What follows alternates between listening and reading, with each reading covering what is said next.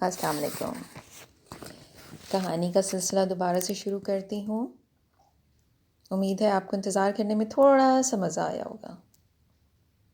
چلیں شروع کرتی ہوں۔ کڑاکے کی سردی پڑ رہی تھی، جاتے جاتے جاڑا اپنا زور دکھا رہا تھا۔ میں اپنے کمرے میں بیٹھا پروف دیکھ رہا تھا۔ صبح کی دھوپ جو کھڑکی سے ہو کر میرے پیروں پر پڑی تھی بہت بھلی معلوم ہوتی تھی۔ کوئی 8 بجے کا عمل ہوگا۔ صبح کے ٹہلنے والے اپنے سر اور کان گلو بند میں لپیٹے گھروں کو لوٹ رہے تھے۔ اتنے میں گلی میں سے شور و غل بلند ہونے لگا۔ میں نے گردن گھما کر دیکھا کہ رحمت کو 2 پولیس والے پکڑے لیے جاتے ہیں۔ تماشائی لڑکوں کا ایک ہجوم بھی ہمراہ ہے۔ رحمت کے کپڑوں پر خون کی چھینٹیں تھیں۔ میں نے باہر نکل کر سپاہیوں سے ماجرا دریافت کیا۔ کچھ ان لوگوں سے کچھ رحمت سے سن کر پتہ چلا کہ ہمارے پڑوس میں ایک شخص نے رحمت سے ایک دام پوری چادر ادھار لی تھی، جس کا کچھ روپیہ باقی رہ گیا تھا، مگر اب وہ شخص چادر لینے ہی سے مکر گیا۔ اسی تکرار میں بات بڑھ گئی اور رحمت نے اسے چھورا مار دیا۔ رحمت اس شخص کو موٹی موٹی گالیاں دے رہا تھا۔ اتنے میں کابلی والا پکارتی ہوئی مینی گھر کے باہر آ موجود ہوئی۔ رحمت کا چہرہ خوشی سے پھول کی طرح کھل گیا۔ آج کابلی کے پاس جھولی نہیں تھی، چنانچہ ہاتھی کا ذکر نہ ہوا۔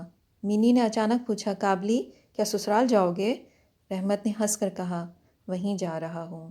لیکن جب اس نے دیکھا کہ اس کے جواب سے مینی کو لطف نہیں آیا تو اپنے ہاتھ سے اشارہ کر کے اس نے کہا، ان سسروں کو اب مار کے پڑا کر دیتا، لیکن کیا کرے، ہاتھ بندھا ہے۔ ایک شخص پر قاتلانہ حملے کرنے کے جرم میں رحمت کو کئی سال کی سزا ہو گئی۔ کچھ دنوں کے بعد ہم لوگ اس قصے کو بھول گئے۔ ہمیں کبھی بھولے سے بھی خیال نہ آیا کہ ایک آزاد پہاڑی باشندہ قید خانے کے اندر کیوں کر دن گزار رہا ہے۔ مینی کی اس فراموش کاری پر مجھے شرم آتی۔ اپنے پرانے دوست کو بھول کر اس نے بنی سائی سے دوستی کر لی۔ پھر جوں اس کی عمر بڑھتی گئی، دوستوں کو چھوڑ کر سکھی سہیلیوں سے راہ و رسم بڑھانے لگی۔ پھر تو یہ حال ہوا کہ میرے کمرے میں بھی شاذ و نادر ہی آتی، جیسے مجھ سے لڑائی ہو گئی ہو۔ کئی برس بیت گئے۔ وہی خزاں کے دن ہیں۔ مینی کی شادی طے پا چکی ہے۔ پوجا کی چھٹیوں میں شادی انجام پائے گی۔ درگا مائی جس دن کیلاش سدھاریں گی، میرے گھر کی رونق بھی ہمیں اندھیرے میں چھوڑ کر پیا کے آنگن کا رخ کرے گی۔ آج کی سویر بڑی خوشگوار ہے، جیسے برسات نے ساری فضا کو دھو ڈالا ہو۔ صبح کی دھوپ سہاگے میں پگھلے ہوئے سونے کی طرح دمک رہی ہے۔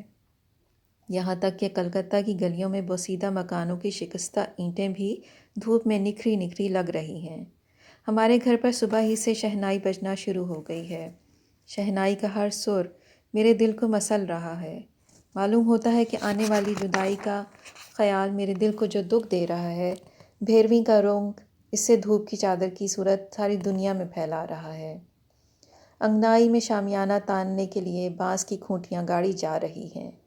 برآمدے میں فانوس لٹکانے کے لیے ٹھک ٹھک ہو رہی ہے۔ لوگوں کے آنے جانے اور ہانک پکار میں کان پڑی آواز سنائی نہیں دیتی۔ میں اپنے دفتر میں بیٹھا اخراجات کا حساب لکھ رہا ہوں۔ اتنے میں رحمت کابلی داخل ہوا اور سلام کر کے کھڑا ہو گیا۔ میں پہلی نظر میں تو اسے پہچان بھی نہیں سکا، کیونکہ نہ اس کے پاس جھولی تھی، نہ لمبے لمبے بال تھے، نہ ہی بدن میں پہلی سی چستی تھی۔ میں نے پوچھا، رحمت تو کب آیا؟ بولا، بابو جی کل شام کو جیل سے چھوٹ کر آیا ہوں۔ اس کی بات میرے کانوں کو بھلی نہ لگی۔ میں نے ایک خونی کو پہلی بار اتنے قریب سے دیکھا تھا۔ میرا دل سہم گیا۔ جی میں آئی کہ وہ چلا جائے تو اچھا ہو۔ میں نے اس سے کہا، آج ہمارے گھر پر ایک تقریب ہے، مجھے ذرا بھی فرصت نہیں، آج جاؤ۔ یہ سن کر وہ فوراً چل پڑا، مگر دروازے تک جا کر جھجکتا ہوا بولا، کیا بچی کو ایک دفعہ دیکھ نہیں سکتا؟ اس کا خیال تھا کہ مینی پہلے جیسی ہی ہوگی اور کابلی والا پکارتی ہوئی دوڑی آئے گی۔ مینی کے لیے انگوروں کا ڈبہ اور کاغذ میں لپٹے ہوئے کچھ کشمش بادام وہ اپنے کسی ہم وطن سے لیتا آیا تھا، کیونکہ اس کی اپنی جھولی تو تھی ہی نہیں۔ میں نے پھر کہا، گھر میں ایک تقریب ہے، آج کسی سے بھی ملاقات نہیں ہو سکتی۔ وہ کچھ ملول ہو کر چپکا کھڑا رہا، پھر بابو سلام کہہ کر باہر نکل گیا۔ میرے دل کو ایک دھچکا سا لگا، سوچا کہ اسے واپس بلا لوں۔ اتنے میں دیکھا کہ وہ خود پلٹ کر آ رہا ہے۔ قریب آ کر بولا، یہ انگور اور کچھ کشمش بادام بچی کے لیے لایا تھا، اسے دے دیجیے گا۔ میں نے قیمت ادا کرنے کے لیے جیب میں ہاتھ ڈالا مگر اس نے میرا ہاتھ پکڑ لیا اور بولا، بابو جی آپ ام پر برابر مہربانی کیا ہے، سو ام کبھی بھول نہیں سکتا، ام کو دام مت دو۔ بابو جی تمہارا جیسا لڑکی ہے ویسا دیس میں ہمارا بھی ایک لڑکی ہے، اس کو یاد کر کے آپ کا لڑکی کے واسطے کچھ میوہ لے آیا کرتا ہے، آپ کے پاس سودا بیچنے نہیں آتا۔ یہ کہہ کر اس نے اپنے ڈھیلے ڈھالے کرتے میں ہاتھ ڈال کر ایک تہہ کیا ہوا میلا سا کاغذ نکالا اور دونوں ہاتھوں سے دھیرے دھیرے کھول کر میری میز پر بچھا دیا۔ اس پر ایک ننھے سے ہاتھ کی چھاپ تھی، فوٹو تھا نہ رنگین تصویر تھی۔ بچی کے ہاتھ میں کوئی رنگ لگا کر اس نے کاغذ پر چھاپ اتار لی تھی۔ ہر سال رحمت کلکتہ آ کر گھر گھر میوہ وغیرہ بیچا کرتا اور اس چھاپے کو سینے سے لگائے رکھتا، شاید اس سے بیٹی کی جدائی کا کچھ مداوع ہو جاتا ہو۔ چھاپ کو دیکھ کر میری آنکھوں میں آنسو آ گئے۔ میرے اور اس کے درمیان کوئی فرق نہ رہا۔ میں بھول گیا کہ وہ قابلی میوہ فروش ہے اور میں ایک معزز بنگالی ہوں۔ میں نے محسوس کیا کہ میری ہی طرح وہ بھی ایک بچی کا باپ ہے۔ دور دیس کی بیٹی کے ہاتھ کی چھاپ مجھے اپنی مینی کی یاد دلا گئی۔ میں نے فوراً اسے اندر سے بلا بھیجا۔ عورتوں نے اعتراض کرنا چاہا مگر میں نے ایک نہ سنی۔ لال ریشمی ساڑی پہنے، پیشانی پہ چندن کی لکیریں، دلہن کے لباس میں شرماتی لجاتی مینی میرے نزدیک آ کر کھڑی ہو گئی۔ قابلی اسے دیکھ کر ہچکچا گیا اور پرانی طرز پر باتیں نہ کر سکا۔ ہنستے ہوئے صرف اس نے یہ پوچھا، مینی بابا تم سسرال جا رہی ہو؟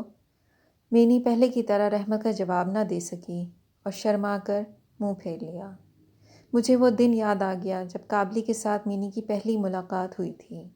میرا دل کروٹیں لینے لگا۔ مینی کے واپس جانے کے بعد رحمت ایک ٹھنڈی سانس لے کر زمین پر بیٹھ گیا۔ غالباً اسے احساس ہو گیا تھا کہ اس کی اپنی لڑکی بھی اتنے دنوں میں مینی کی طرح سیانی ہو چکی ہوگی اور اس سے نئی طرح سے بات چیت کرنی پڑے گی۔ نہیں معلوم 8 سال کے عرصے میں اس پر کیا گزری ہوگی۔ صبح کی خوشگوار دھوپ میں شہنائی بج رہی تھی اور رحمت خاموش بیٹھا تھا۔ میں نے اسے ایک نوٹ دیا اور کہا، رحمت اپنی لڑکی کے پاس جاؤ، تم باپ بیٹی کے ملنے سے میری مینی کی شادی میں برکت ہوگی۔ اس نوٹ کے دینے سے مجھے شادی کے ساز و سامان میں کسی قدر کمی کرنا پڑی۔ میں نے بجلی کی بتیوں کی تعداد گھٹا دی اور بینڈ باجا بھی نہ منگوایا۔ اس سے عورتوں کو بہت ملال ہوا مگر مجھے ایسی خوشی نصیب ہوئی جو شاید دنیا کے سارے ساز و سامان اکٹھا کر کے بھی نہ ہوتی۔ کیسی لگی آپ کو کہانی؟ بہت دل کو چھو جانے والی تھی۔ امید کرتی ہوں پسند آئی ہوگی۔